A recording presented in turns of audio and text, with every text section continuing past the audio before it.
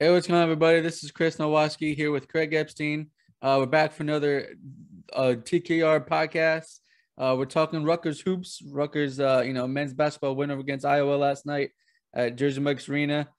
Yeah, it was a slobber knocker. 48-46 win.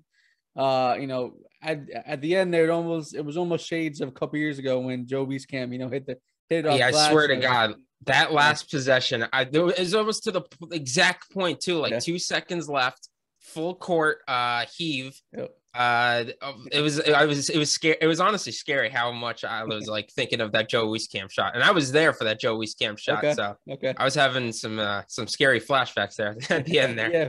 And yeah, Keegan Murray got off the shot. I mean, it was online. It was just short. He didn't Yeah, have enough strength onto it, but yeah, it was yeah. close.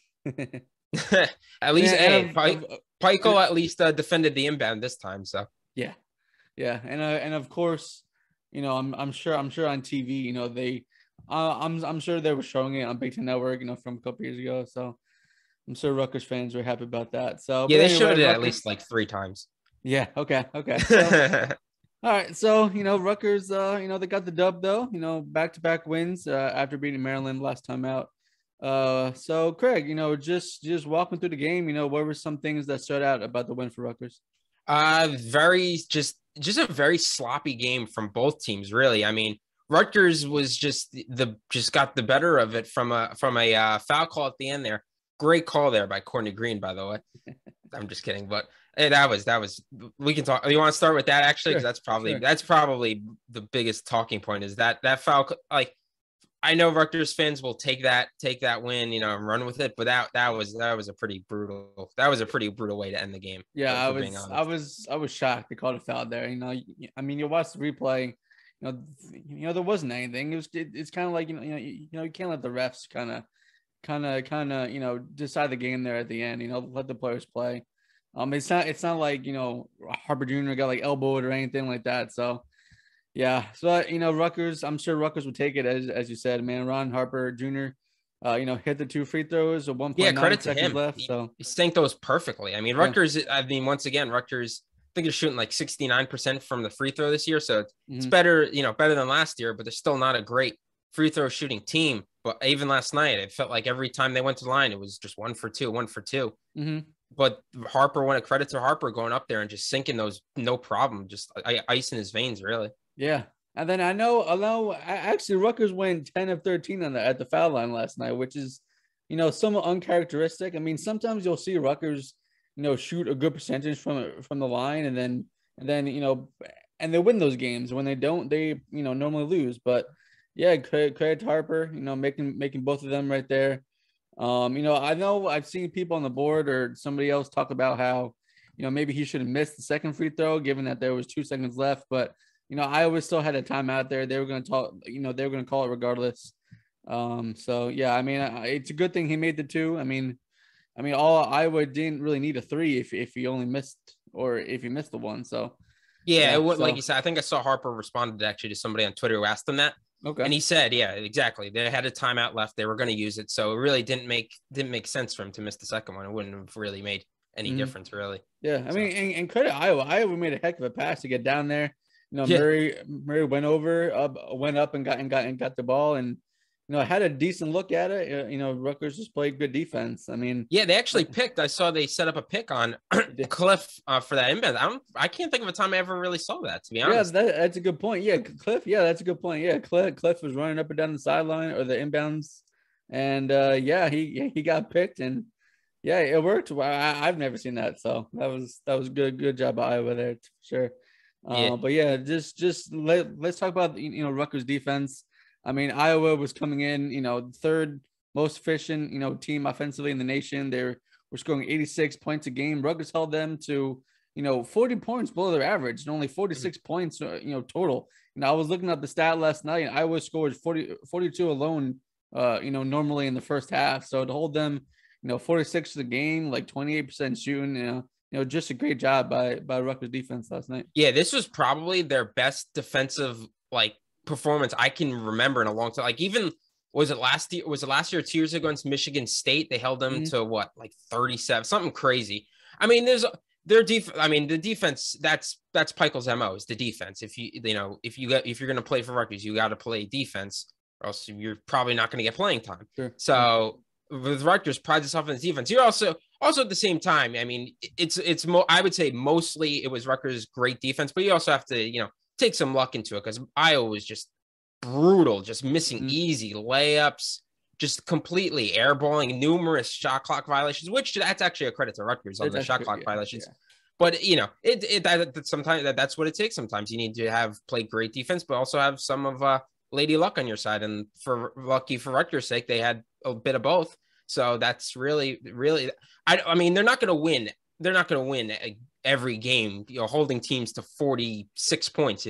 But this is the type of thing that they can really hang their hat on and start to build for the future games, because they might not hold a team to 46, but maybe they'll hold a team to, I don't know, 50, 56 or 60 or something like that. Mm-hmm. And that's really how Rutgers operates. It seems like, under Steve Pikel, is that their defense is what is the motor behind their offense. Once they start playing great defense, then all of a sudden shots start to fall, and you can see these guys are as pumped up making defensive stops as when they, nail big time 3-pointers. You could see Gio, on what it was, that shot clock violation towards the end. You could see Gio and Caleb were jacked up, and it's like, it's cool to see that, that this team isn't just, it doesn't just go crazy off of, when they make shots. They really pride themselves on their defensive intensity.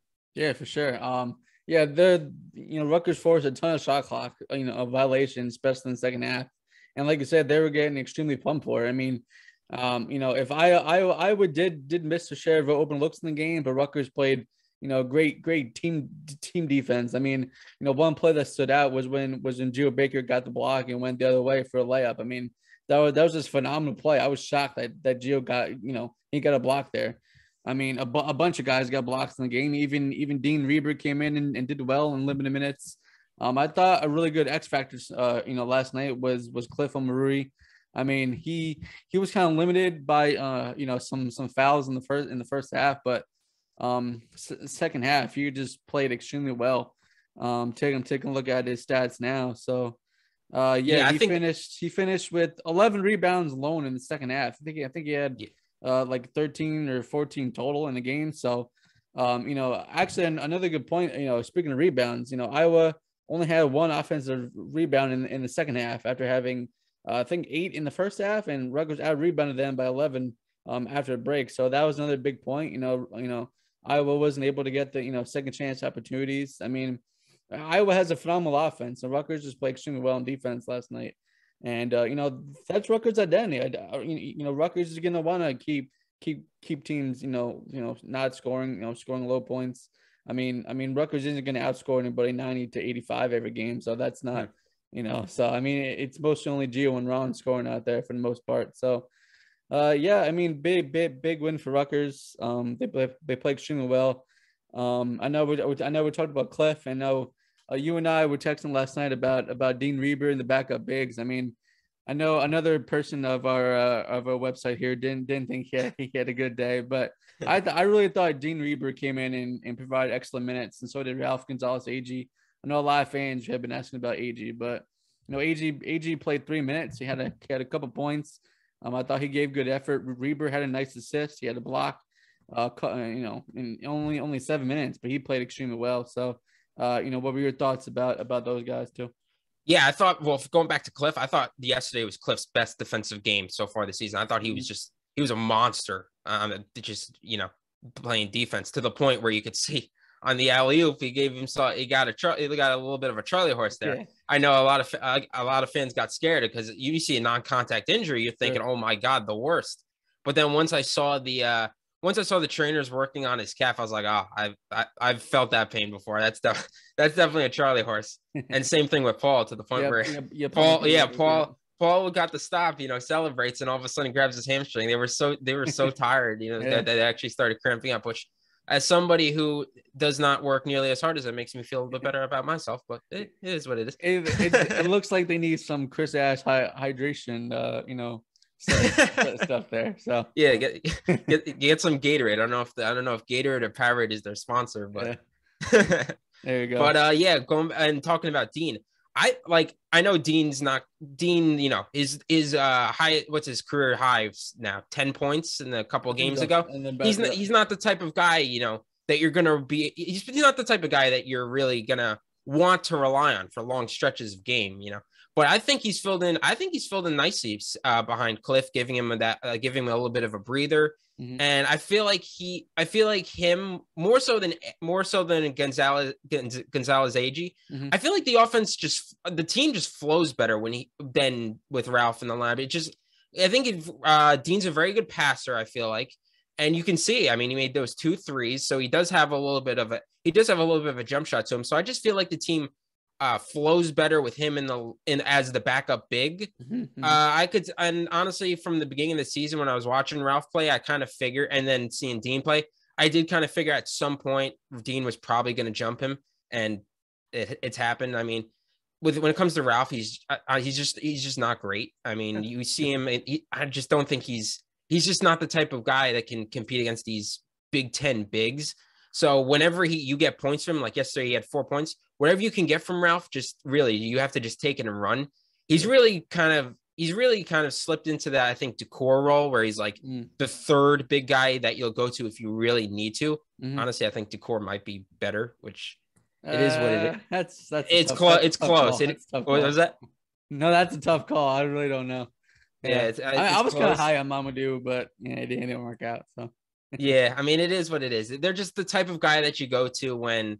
Is it really the type? Those are the type of guys you go to when Cliff and Dean both get into foul trouble, which in the Big Ten kind of seems to happen on a pretty regular basis. Yeah.